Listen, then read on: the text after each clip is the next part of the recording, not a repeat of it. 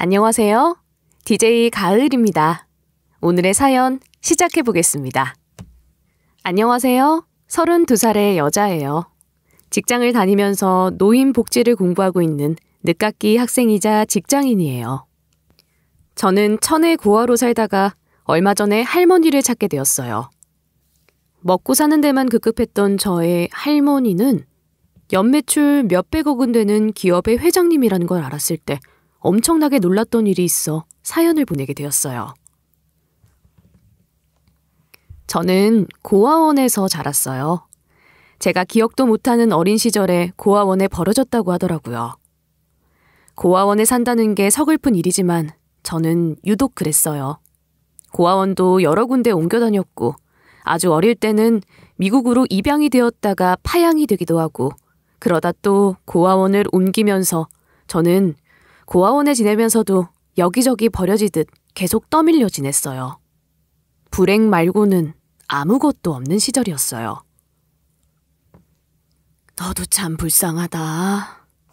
한 고아원에서 적응하면서 지내는 것도 힘든 일인데 어떻게 고아원을 이렇게 여러 군데를 옮겨서 지내니? 널 생각하면 내가 마음이 더 아파. 사회에 나가서는 좋은 일만 가득했으면 좋겠다. 그럼 제 가족에 대해서는 정말로 모르시는 거예요? 기록도 없는 거고요. 제 다리에 화상 자국이 크게 있는 거 아시잖아요. 그걸 찾는 사람도 없었어요? 제 다리에는 커다란 화상 자국이 있었는데 고아원에 버려지기 전에 다쳤다는 거 말고는 그 화상 자국에 대해서 아는 바는 따로 없었어요. 사연 없는 사람이 어디 있겠어. 부모님이야 찾으면 좋겠지만 지금까지 연락도 없고 찾아오는 사람도 없는 거 보면 너도 기대는 그만하고 네 인생을 살아. 어쨌든 저는 고아원에서 자라 성인이 되어 혼자 살게 되었는데 공부를 하고 싶어서 대학도 다니고 싶었지만 먹고 사는데 급급해서 식당에서도 일하고 공장에서도 일하면서 닥치는 대로 돈을 벌면서 살았어요. 그래도 노인복지에 관심이 있어서 없는 살림에 사이버대학교 노인복지전공으로 공부를 하긴 했죠. 저는 어릴 때부터 어른들의 사랑을 받아보지 못해서 그런지 할머니, 할아버지가 있는 사람들이 부러워서 노인복지에 관심을 갖고 있었거든요. 우리 기업 회장님이 간병인 뽑는다는 얘기 들었어? 월급도 엄청 준다는데 이번 기회에 공장 일 때려치우고 간병인이 날까봐. 어느 날 공장에서 일하는데 누군가 말하는 소리를 들었죠. 우리 공장은 식품회사 하청업체였는데 식품회사의 회장님이 몸이 안 좋아지시면서 간병인을 뽑는다는 얘기였어요. 월급이 많다는 말에 저도 귀가 쫑긋해졌죠.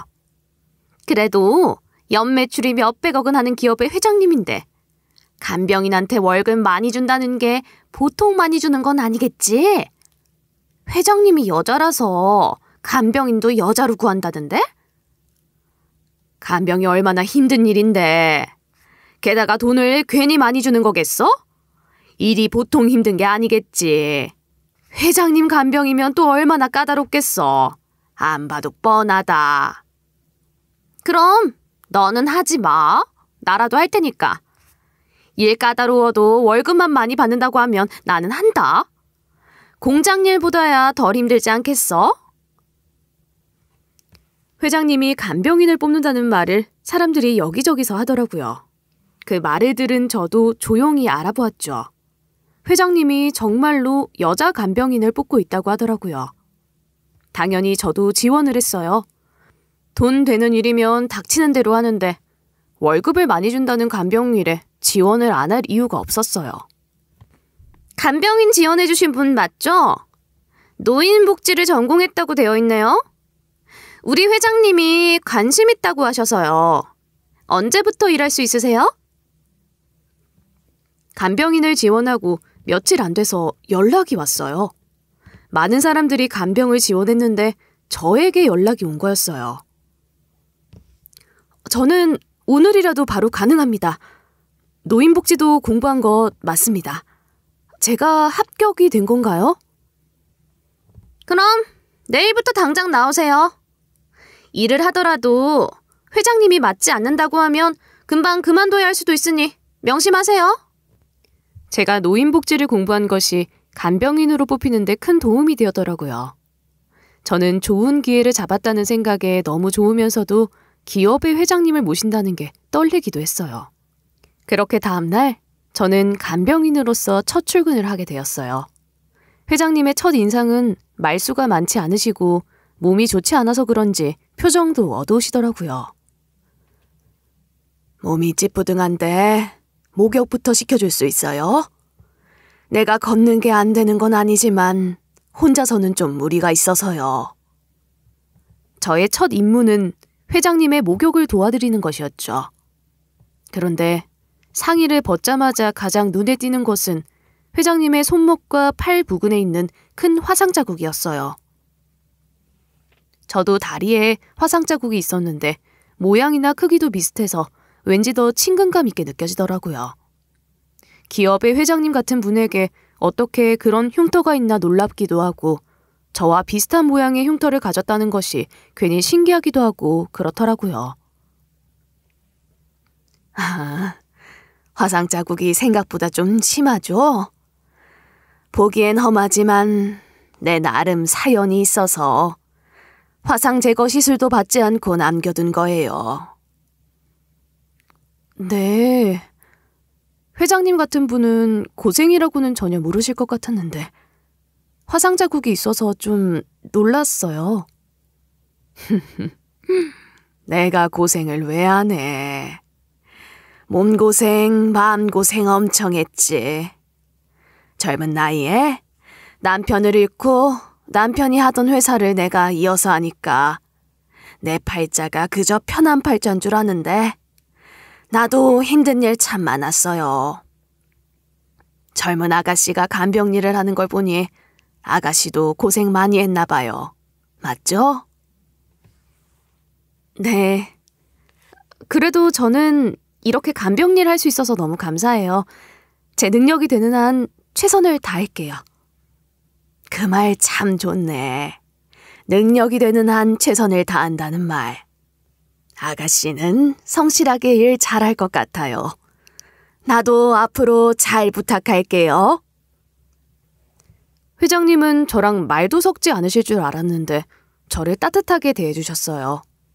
저는 정말로 제가 할 수 있는 최선을 다해서 회장님을 꼼꼼하게 살피고 일상생활에 지장이 되지 않게 도와드렸어요. 제가 서툴 때도 많았지만 그럴 때마다 회장님은 괜찮다고 해주시더라고요. 그래서 저는 더 최선을 다하고 싶다는 생각이 들었고 그런 마음을 회장님은 다 알아주시는 것 같았어요. 근데 젊은 아가씨가 간병 일한다고 하면 집에서는 그런 일 왜 하냐고 말리지는 않았어요?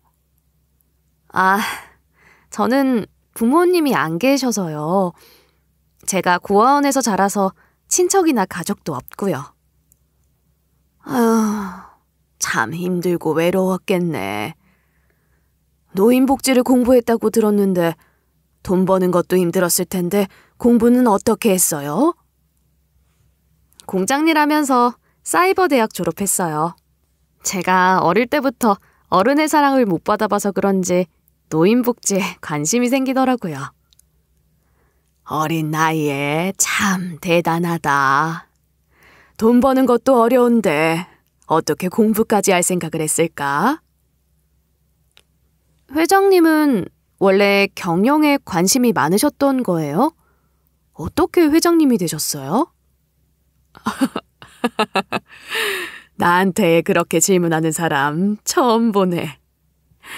남편이 하던 사업인데 나도 사업에 관심이 있어서 남편 잃고 내가 계속하게 된 거예요. 처음에는 많이 어려웠는데 지금은 사정이 많이 좋아졌죠. 회장님과 저는 의외로 대화가 잘 통했어요.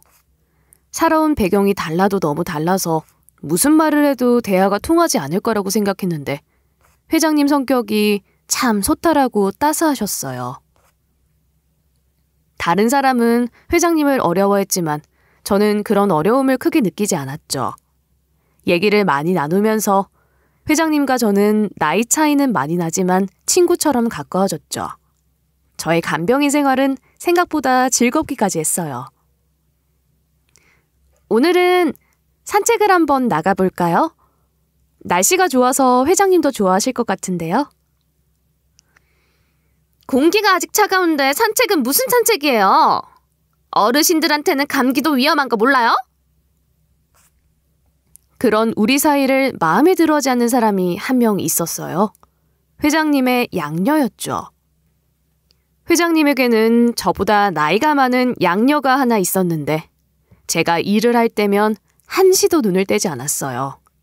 마치 감시하는 것처럼 느껴졌었죠. 제가 큰 실수를 한 것도 아니고 회장님과 잘 지내는데 왜 그렇게 저를 싫어하는 건지 처음에는 이해할 수 없었어요. 이봐요. 그렇게 쿵쿵거리면서 걷지 말라고 했잖아요. 여기가 운동장인 줄 알아요? 회장님이랑 지내려면 걸음걸이도 조심해야 된다고 내가 몇 번을 말해요? 제발 조용히 좀 걸어요. 죄송합니다. 회장님이 추우실까봐 빨리 담요를 가져다 드리려다 보니까 저도 모르게 뛰게 되었어요. 그런 건 미리미리 준비를 해놨어야죠. 간병일을 너무 만만하게 보는 거 아니에요? 당신 아니어도 이 일 하겠다는 사람이 얼마나 많은 줄 알아요? 정신 차려요. 죄송합니다. 더 정신 차리고 신경 쓰겠습니다. 다시는 이런 일이 없도록 조심하겠습니다. 결혼은 안 해봤지만 시집살이가 이런 게 아닐까 예상이 될 정도로 사소한 일에도 구박을 하더라고요. 회장님과 제가 금방 가까워진 것을 마음에 안 들어한다는 걸 한눈에 알 수 있었죠. 왠지 질투를 하는 것 같았어요. 그래서 말도 안 되는 트집도 많이 잡혔어요. 우리 엄마 넘어지라고 이렇게 해놨어요? 욕실에 물기도 안 닦아서 바닥이 흥건하잖아요. 엄마 미끄러워서 넘어지기라도 하면 어쩌려고 이래요? 이런 건 기본 아니에요? 저는 분명 욕실 물기를 다 닦았거든요. 제 생각엔 양녀가 물을 일부러 뿌려놓고 제게 뒤집어 씌운 걸로 보였어요. 왜냐하면 제가 욕실을 사용하고 난 후에 곧바로 양녀가 그 안으로 들어가는 걸 본 이후였거든요. 저는 분명히 물기 다 닦았어요. 욕실 바닥 마른 거 확인까지 다 했다고요. 앞으로 또 이런 일 있으면 그냥 안 넘어갈 거니까 그런 줄 알아요. 엄마가 얘기 좀 들어준다고 일 대충 해도 된다는 뜻 아니니까 정신 차리라고요. 한 번은 또 이런 일도 있었어요. 물론 이번에도 억울한 일이었죠. 휠체어 브레이크도 안 걸어놨어요? 진짜 미친 거 아니에요? 엄마가 휠체어에서 떨어져 다치기라도 하면 어쩌려고! 이건 간병인으로서 기본적인 거 아닌가요? 정신 안 차려요? 양녀가 소리를 빽 지르는데 저는 깜짝 놀랐어요. 이번에도 말이 안 된다고 생각했어요. 저는 휠체어를 이동시킬 때가 아니면 절대로 브레이크를 풀어놓지 않거든요. 아무리 생각해도 양녀가 뒤집어 씌웠다는 생각이 가시질 않더라고요. 제가 그랬을 리 없어요. 저 정말 아니에요. 브레이크는 확실히 채워놓았어요. 저 정말 억울해요. 휠체어 만지는 사람이 당신 말고는 없는데 무슨 말도 안 되는 소리야. 잘못했으면 잘못했다고 인정을 해야지. 어디서 발뺌을 해? 실수를 하고도 인정을 안 하는 게 더 꼴 보기 싫은 거 알아요? 일 그만두고 싶으면 말로 하지. 왜 이런 짓을 해요? 양녀가 저를 무섭게 다그치는데 억울해서 어쩔 줄 몰랐어요. 저는 순간 회장님을 바라보았죠. 다른 사람은 몰라도 회장님만큼은 저를 믿어주길 바랐어요. 아니라는데 그만 좀 해라. 그리고 왜 그렇게 큰 소리를 쳐? 아니라고 하면 그냥 넘어가도 될 일이잖아. 사사건건 그렇게 잘못을 찾아다니면 간병일을 어떻게 하니? 회장님이 제 편을 들어주니까 양녀도 그제서야 멈추더라고요. 하지만 양녀의 표정이 정말 흉하게 일그러지더라고요. 꼭 무슨 일이라도 저지를 것 같은 얼굴이었어요. 그리고 며칠 뒤 결국 일이 벌어지고 말았죠. 이게 무슨 일이야? 엄마! 큰일 났어요! 좀 전에 멀쩡하게 사료 먹던 양이가 갑자기 숨을 안 쉬어요! 회장님이 자식같이 아끼는 강아지가 있는데 제가 준 사료를 먹고 얼마 안 있어서 숨을 거둔 거였어요. 제가 사료를 줄 때만 해도 전혀 이상함을 느끼지 못했는데 갑자기 숨을 거둔 게 말이 안 되는 일이었어요. 평소에는 너무나 건강했고 아침까지만 해도 활기차게 뛰어다녔기 때문에 더더욱 이상했죠. 저도 예쁘다고 귀여워했던 강아지인데 제가 사료를 준 다음에 그런 일이 생겼으니 저 또한 슬프기도 했지만 순간 불안함을 느꼈어요. 이 일이 저에게 큰 문제가 될 것 같은 느낌이 들더라고요. 그게 무슨 소리야? 아까까지만 해도 멀쩡했던 양이가 갑자기 숨을 안 쉰다니. 그게 무슨 말도 안 되는 소리야. 그 사이에 무슨 일이 있었던 거야? 회장님은 놀라서 소리치고 저는 직감적으로 이 불통이 저에게 튈 거라는 걸 알 수 있었죠. 너야? 네가 그런 거야? 네가 양이한테 사료 주고 갑자기 양이가 저렇게 됐어. 네가 사료에다 무슨 짓을 한 거지? 저는 정말로 모르는 일이에요. 저는 그냥 평소처럼 사료를 준 것 말고는 아무것도 한 게 없어요. 더 말고는 양이한테 사료도 간식도 준 사람이 없는데 무슨 소리야? 갑자기 양이가 왜 이렇게 돼? 어떻게 이런 못된 년이 우리 집에 들어온 거지? 너 대체 무슨 속셈으로 우리 집에 들어온 거야? 양녀는 다짜고짜 저에게 달려들어 제 머리채를 잡고 흔들더라고요. 어지럽고 혼란스러웠지만 저는 한 가지는 분명히 알았어요. 너무 억울하다는 것. 그리고 욕실에 자기가 물을 뿌려놓고 저에게 뒤집어 씌운 것처럼 양녀가 저를 모함하는 게 아닐까 하는 생각도 들더라고요. 저 그런 짓 한 적 없어요. 전 그냥 평소처럼 사료를 준 것 말고는 아무것도 한 게 없어요. 전 정말로 모르는 일이에요. 저 아니에요. 당장 우리 집에서 나가. 이번 일 절대로 그냥 넘어가지 않을 거야. 소송 걸 거니까 그런 줄 알아. 엄마, 얘 가만 놔두면 안 되래요. 이런 애는 더한 짓도 꾸미고도 남아요. 이런 사람 집에 계속 둘 거예요? 양녀의 말을 들은 회장님이 저에게 당장 나가라고 소리를 지르더라고요. 네가 정말 양이를 죽게 만든 거야? 너 당장 내 집에서 나가. 꼴도 보기 싫으니까 당장 나가! 저 좀 살려주세요. 저 정말 아니에요. 그럴 리가 없어요. 제가 왜 그러겠어요. 이건 모함이에요. 소송이란 말도 놀랐지만 회장님의 반응에 저는 기겁할 듯 놀라서 무릎까지 꿇고 빌었어요. 그런데 모함이라는 말에 양녀가 화가 머리끝까지 나서 저에게 발길질을 하더라고요. 모함? 그럼 누가 너 대신 우리 양이 해치고 너한테 뒤집어 씌우기라도 했다는 거야? 이거 완전 또라이네. 엄마가 양이를 예뻐하니까 전현이 질투나서 양이 밥에 못한 거예요. 얘 당장 내쫓아야 돼요. 이런 애가 집에 있으면 또 무슨 짓을 꾸밀지 모른다고요. 저 정말 아니에요. 전 양이를 귀엽다고만 생각했지 해칠 생각한 적 한 번도 없어요. 제가 어떻게 양이를 해쳐요? 지금까지 양이 아픈 적 한 번 없던 애야.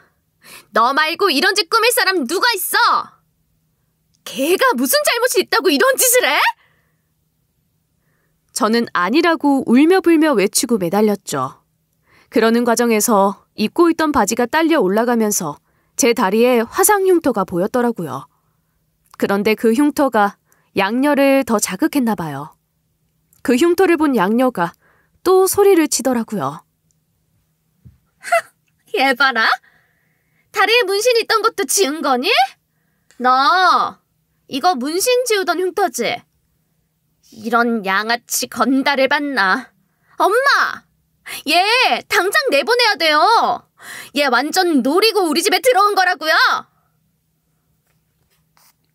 회장님을 바라보았지만 회장님은 양이를 잃은 충격 때문인지 아무 말씀 없이 멍하니 계시더라고요.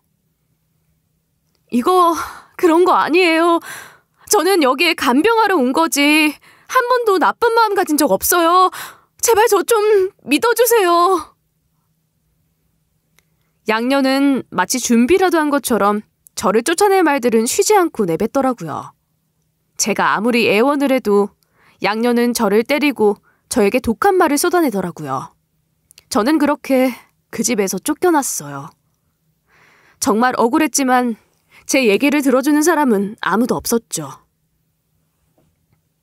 회장님 집에서는 저를 소송한다고 했는데 저는 모아놓은 돈도 없고 변호사를 쓸 수도 없는데 이제 정말 나락으로 떨어지는구나 생각이 들더라고요. 제 주제에 간병인으로 너무 좋은 생활을 즐겼던 것이 죄였나 봐요. 저는 울다 잠들기를 반복하며 며칠을 보냈어요. 그때는 앞이 깜깜해서 다른 일을 할 생각이 들지도 않더라고요. 그리고 어느 날 모르는 번호로 연락이 왔어요. 회장님 측 변호사입니다. 지금 제 사무실로 와주시면 설명드릴 게 몇 가지 있습니다.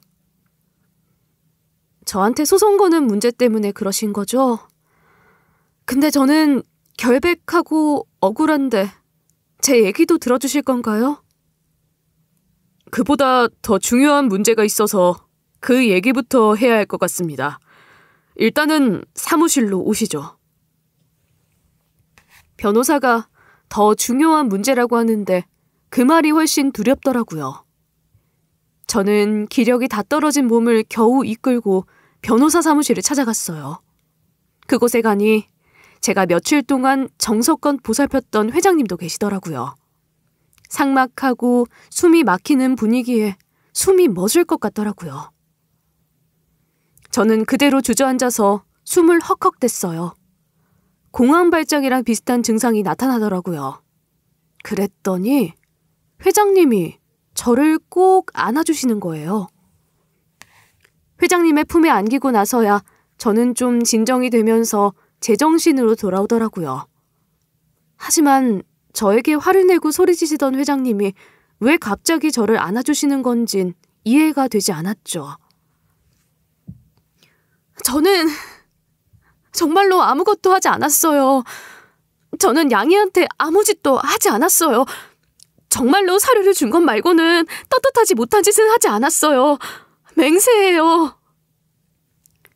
저는 정신을 차리고 또박또박 제가 저지른 일이 아니라고 말했어요. 제발 제 진심을 누구라도 한 명은 들어줬으면 하는 바람뿐이었죠. 그랬더니 회장님이 고개를 끄덕이며 말씀하시더라고요. 그래. 네가 그런 거 아니라는 거 믿는다. 그보다 너 다리의 흉터는 어쩌다가 생긴 거야? 정말로 문신 자국 지우려던 거야? 아니지? 아니에요. 이거 정말로 문신 자국 아니고 화상 자국이에요. 저도 너무 어릴 때 생긴 거라 어쩌다 생긴 건지 정확히는 모르는데 정말로 화상 자국 맞아요. 갑자기 제 다리에 있는 화상 자국을 물으니 저는 좀 의아했죠. 하지만 그 순간에는 그저 묻는 말에 착실히 대답해야 한다는 생각밖에 없었어요. 그럴 줄 알았다. 좀 황당하게 들릴 수 있겠지만 우리 친자 검사를 한번 해보는 게 어떻겠니? 어떤 친자 검사를 말씀하시는 거예요? 저랑 누구를요? 전 가족도 없고 아무도 없어요. 갑자기 친자 검사까지 받자고 하시니 저는 더 혼란스러웠어요. 변호사가 말한 더 중요한 문제라는 게 친자 검사와 관련된 일임은 알겠더라고요. 하지만 회장님이 왜 저랑 친자 검사를 해보자는 건지 여전히 이해가 되지 않았죠.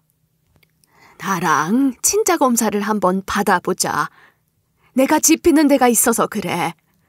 이상하게 생각하지 말고 속는 셈 치고 한 번만 해줄 수 없겠니? 내 소원이다. 제가 회장님이랑 무슨 연관이 있다고 친자 검사를 하라는 건지 이해가 안 돼요.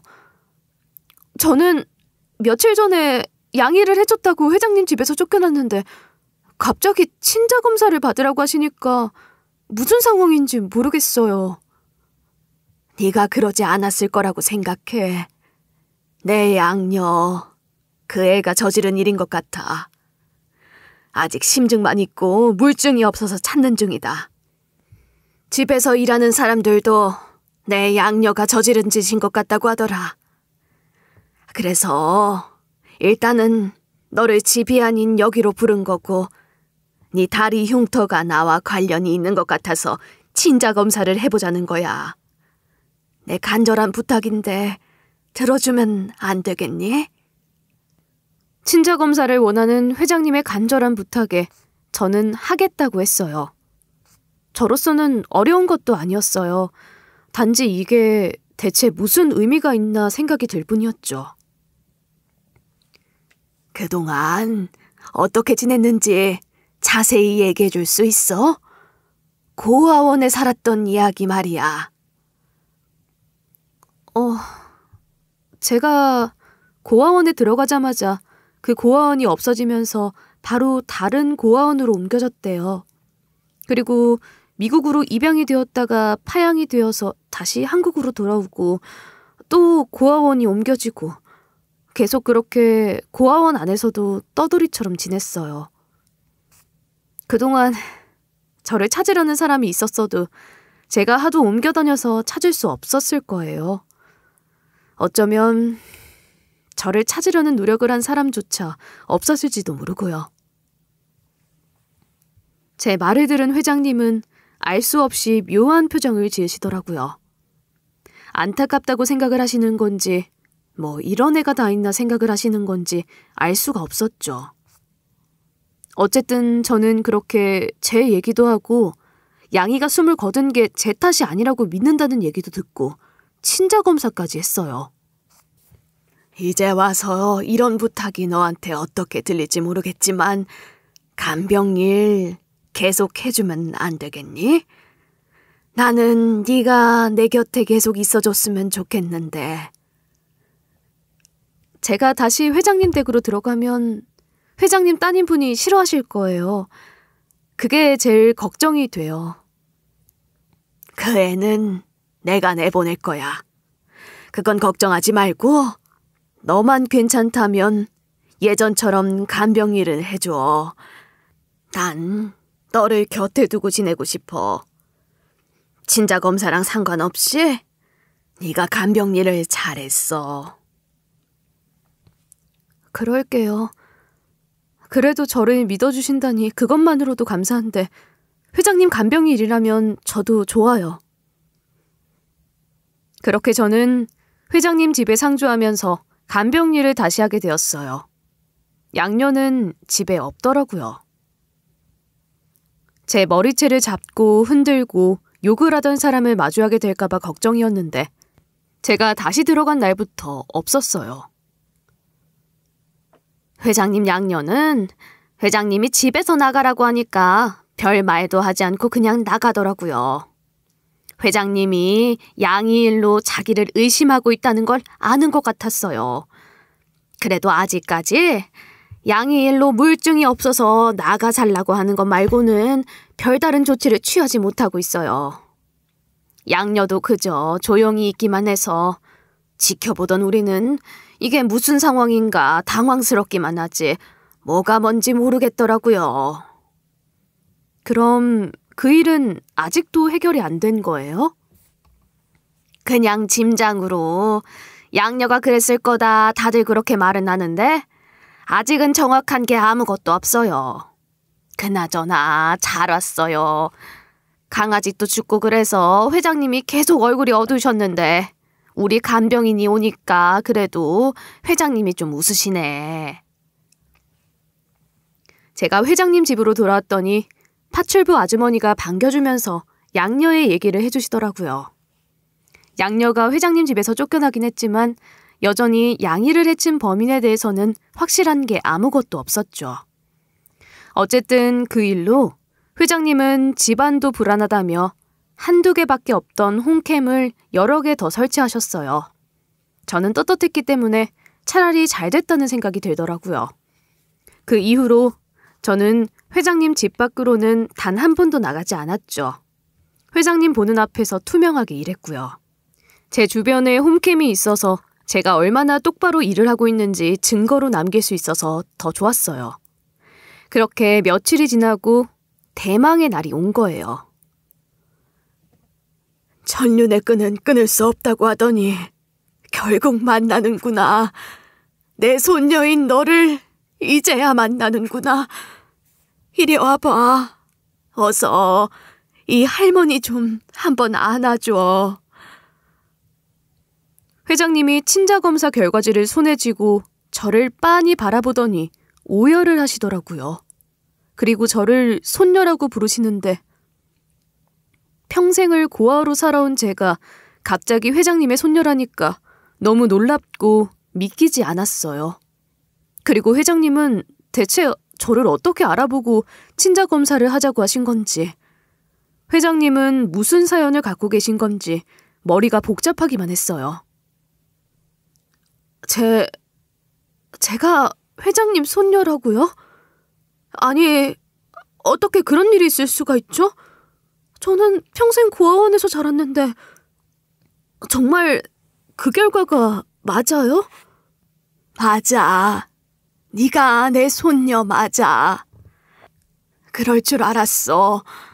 네 다리의 흉터를 처음 봤을 때 설마 했지만 두고두고 생각해도 네가 맞는 것 같았어.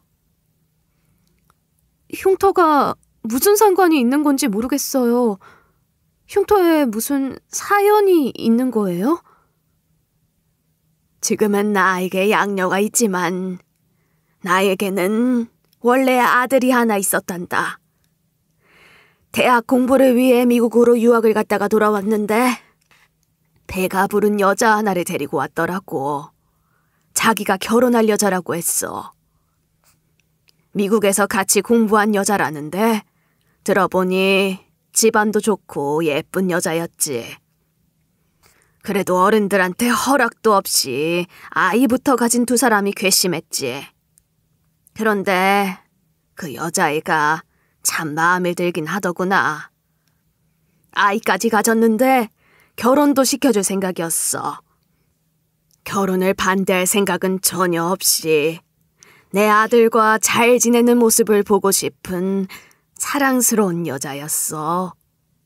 그 사람이 너희 엄마란다. 그 뒤에 회장님이 말씀해준 내용은 이랬어요. 여자의 배가 너무 부른 상태였기에 아이를 낳은 다음에 식을 올리려고 했다고 했어요. 그렇게 아이가 태어나고 결혼식을 올리기 겨우 며칠 전에 집에서 불이 난 거예요.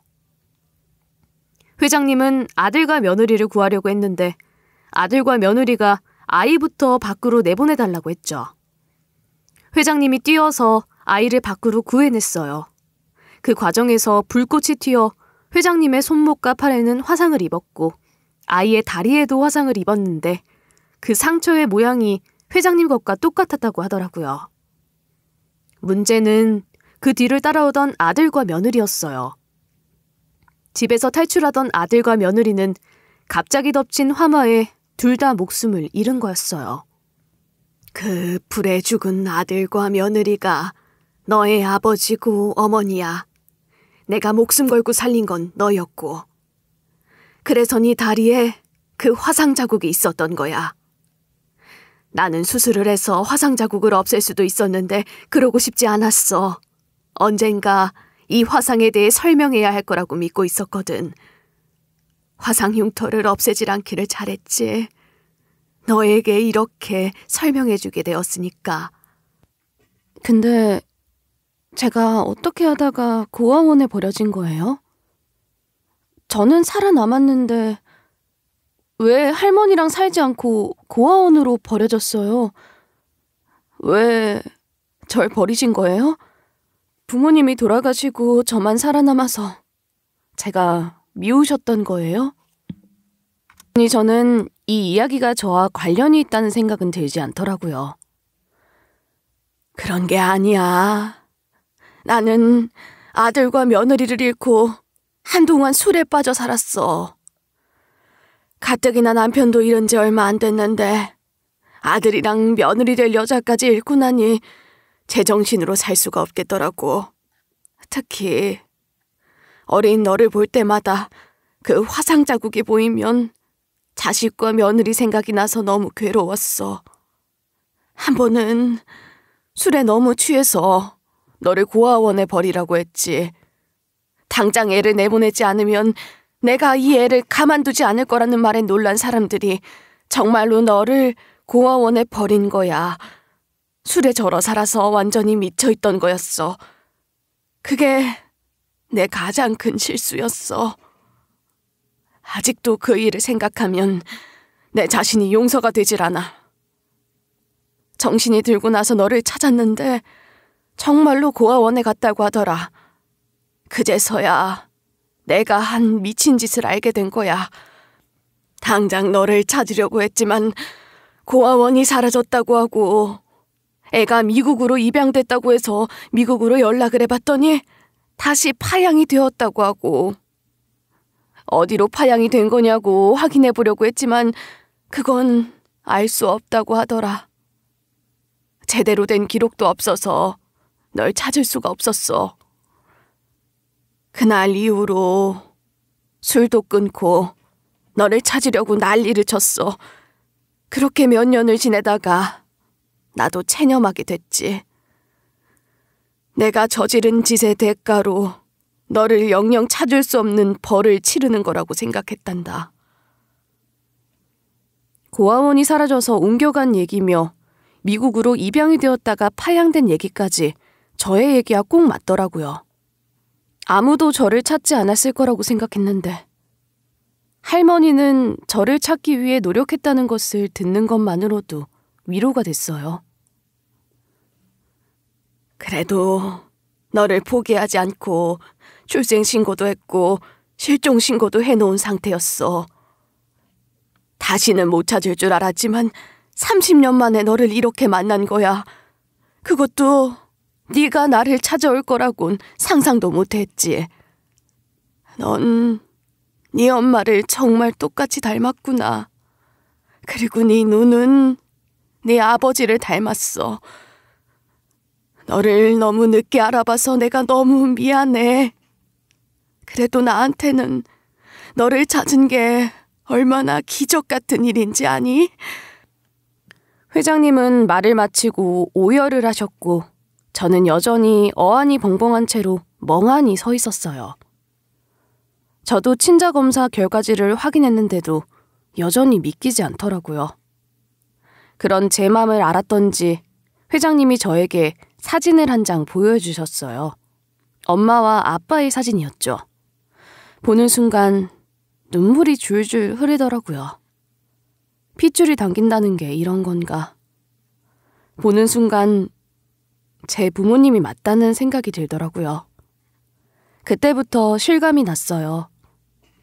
평생 고생만 했는데 오늘을 위해서 모든 고생을 했던 게 아닌가 하는 생각이 들었죠. 제가 평생 가족의 존재를 그리워했더니 이런 날도 오는구나. 감사했죠. 저에게도 기적 같은 일이에요. 비록 우리 부모님은 돌아가셨지만 저를 살리기 위해 할머니랑 부모님이 목숨을 걸었다는 게 감사하고 또 너무 죄송해요.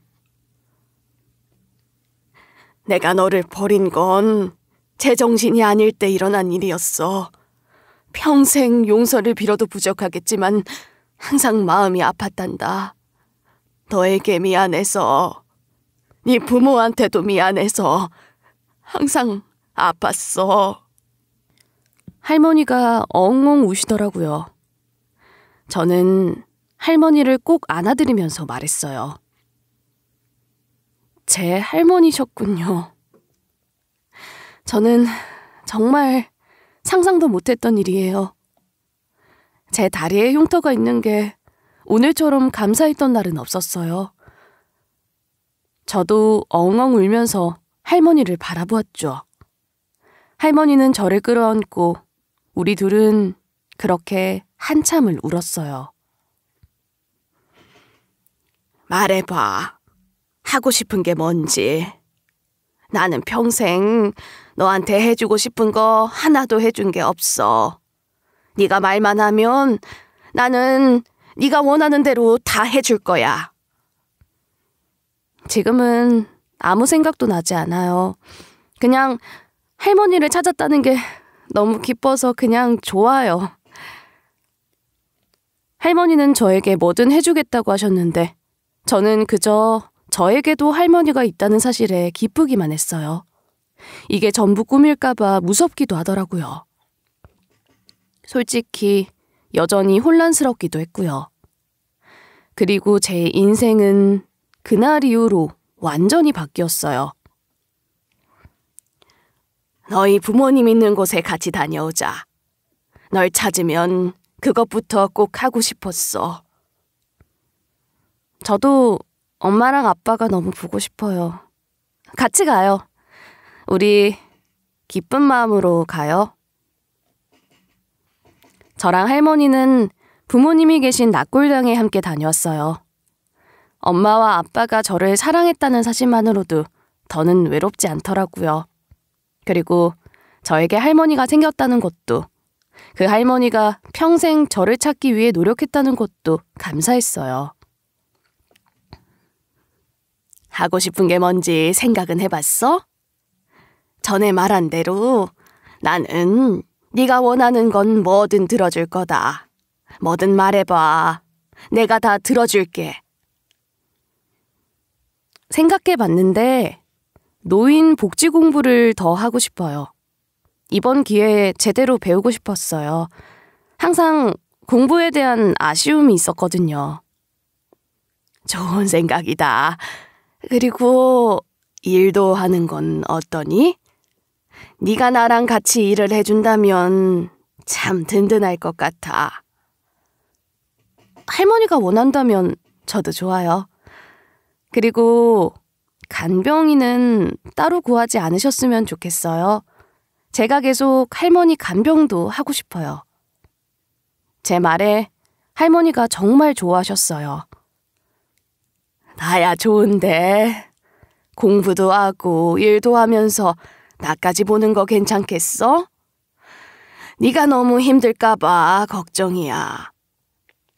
평생 갖고 싶었던 가족을 찾았는데 그 정도는 아무것도 아니에요. 다른 사람한테 간병 맡기지 말고 제가 할머니 보살필 수 있게 해주세요. 그러자. 나도 너랑 더 오래 있을 수 있다면 좋을 것 같아. 저는 항상 공부가 하고 싶었는데 본격적으로 공부를 할 수 있다는 것만으로도 너무 기쁘더라고요. 그리고 할머니 회사에서 일을 하는 것도 즐거웠어요. 사람들은 저에게 친절하게 일을 가르쳐 주었고 저는 스펀지처럼 배울 준비가 되어 있어서 그런지 일을 배우는 속도도 빨랐어요. 직원들도 그런 저와 일하는 것을 좋아했고 가장 기뻐하신 건 역시 우리 할머니였죠. 일도 하고 집에서는 할머니 간병도 하고 그 와중에 공부도 하려니 바쁘긴 엄청 바쁘더라고요. 그래도 기분이 좋았어요. 저에게 새로운 기회가 생긴 것도 감사하고 무엇보다도 저에게 할머니가 생겼다는 사실이 가장 행복했죠. 그리고 어느 때처럼 같이 아침에 출근을 하는 중이었어요. 생각지도 못한 사람이 저를 기다리고 있더라고요. 네가 엄마 손녀라며 친자 검사로 확인했다는 얘기 들었어. 너 다 알고 우리 집에 왔던 거니? 양녀였죠. 강아지 양이가 죽었을 때 제일 먼저 발견한 것도 의심스러웠지만 어떻게 죽었는지 확인도 하기 전에 양이가 사료를 먹고 죽었다고 말하는 게 이상해서 집 밖으로 내쫓긴 그 여자였어요.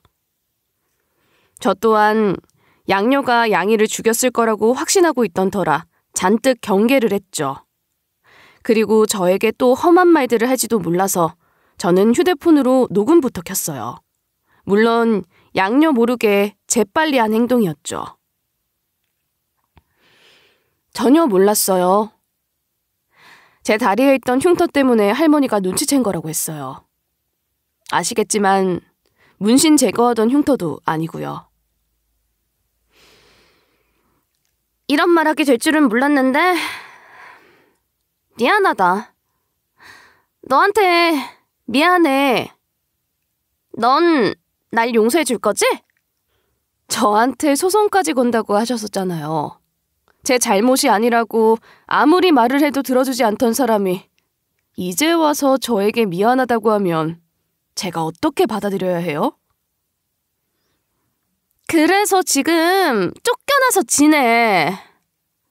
너도 어렵게 살아봐서 알잖아. 나 지금 너무 힘들어. 엄마랑 살 때는 이렇게까지 비참한 적 없었어. 네가 엄마한테 말 좀 잘해줘. 엄마가 네 말이라면 다 들어주실 거 아니야. 내가 널 오해한 건 맞지만 그래도 사람을 이렇게 내쫓고 엄마도 마음이 편하겠어? 할머니한테 제가 무슨 말을 해야 하는데요?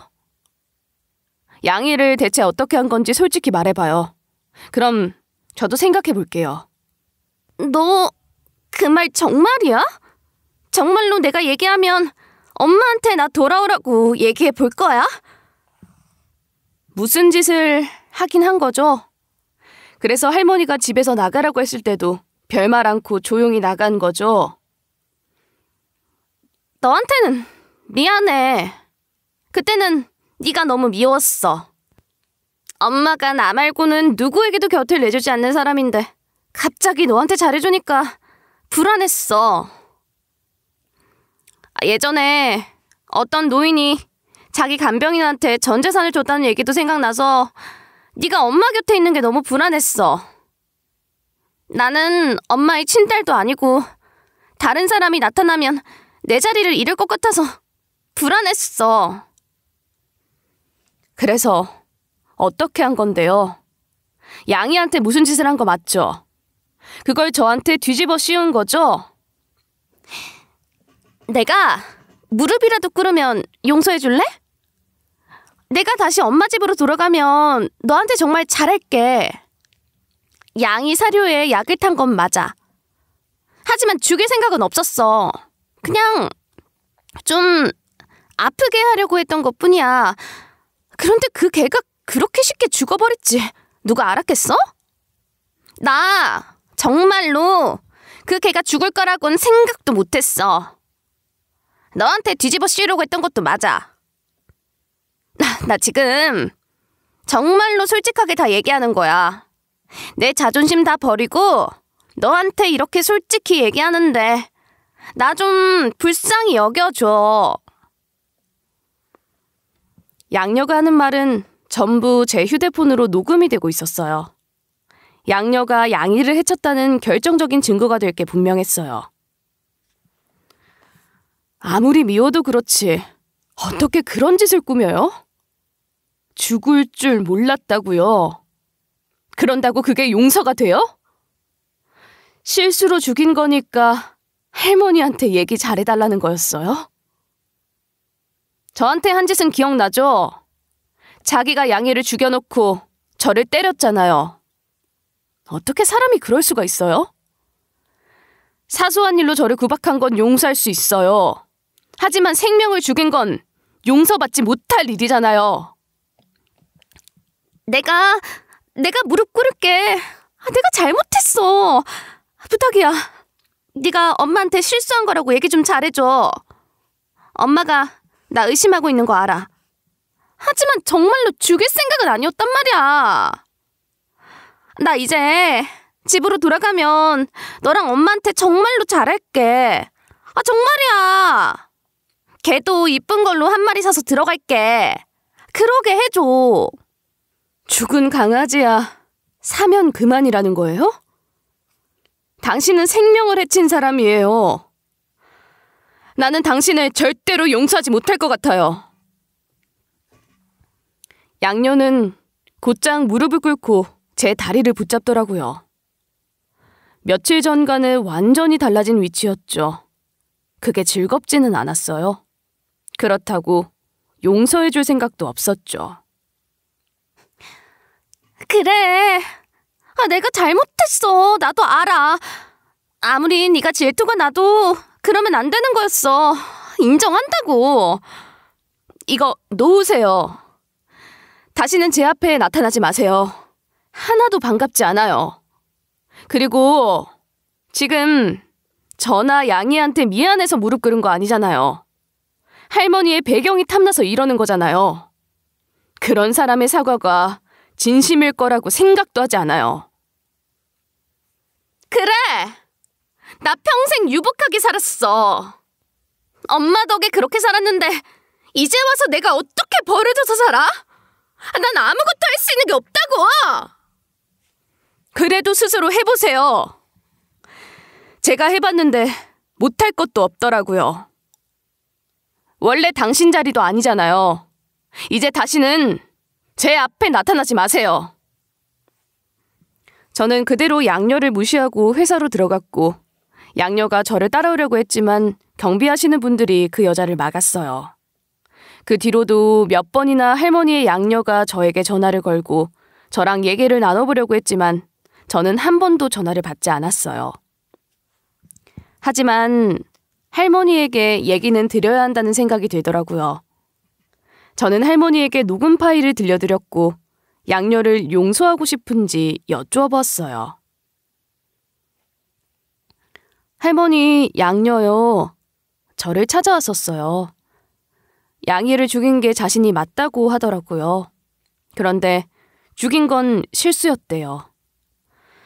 그리고 미안하다고 하는데 제 생각보단 할머니 생각이 더 중요한 것 같아서요. 나는 그 애가 일을 꾸몄을 거라고 짐작은 하고 있었지만 자기 입으로 털어놓은 걸 들으니 더 끔찍하구나.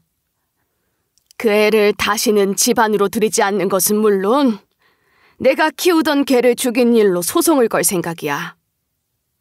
개를 해치는 사람은 사람도 해칠 수 있는 사람이야. 난 그런 사람 내 집에 두고 싶지 않아. 저는 할머니 의견에 따르고 싶어요. 용서가 안 되는 것도 사실이에요. 생명을 그렇게 함부로 대한 사람을 억지로 용서하고 싶지도 않아요. 그 애가 너를 때리고 너에게 함부로 한 걸 생각하면 그것도 가슴이 찢어질 것 같아. 순간 그 애의 말에 넘어가서 나도 너에게 소리를 질렀잖니. 그 일도 얼마나 가슴이 아픈데. 그 애는 또 일을 꾸밀 사람이야. 그 꼴은 못 보겠다. 할머니도 몰랐던 거잖아요. 그 일로 마음 쓰지 마세요. 우리 그 사람은 잊고 살아요. 그렇게 할머니와 할머니의 양녀의 개인적인 인연은 끊겼어요. 물론 소송은 그대로 진행이 되었죠. 그리고 저는 요즘 어떻게 지내고 있냐면요. 몸이 10개라도 부족할 정도로 바쁘게 지내고 있어요. 배우고 싶은 것도 너무 많은데 일에 대한 욕심도 있고 그 와중에 할머니랑 더 많은 시간을 보내고 싶기도 하거든요. 주변에서 사람들은 절 보고 갑자기 신데렐라가 됐다며 부러워하지만 저는 무거운 책임감도 느끼고 있어요.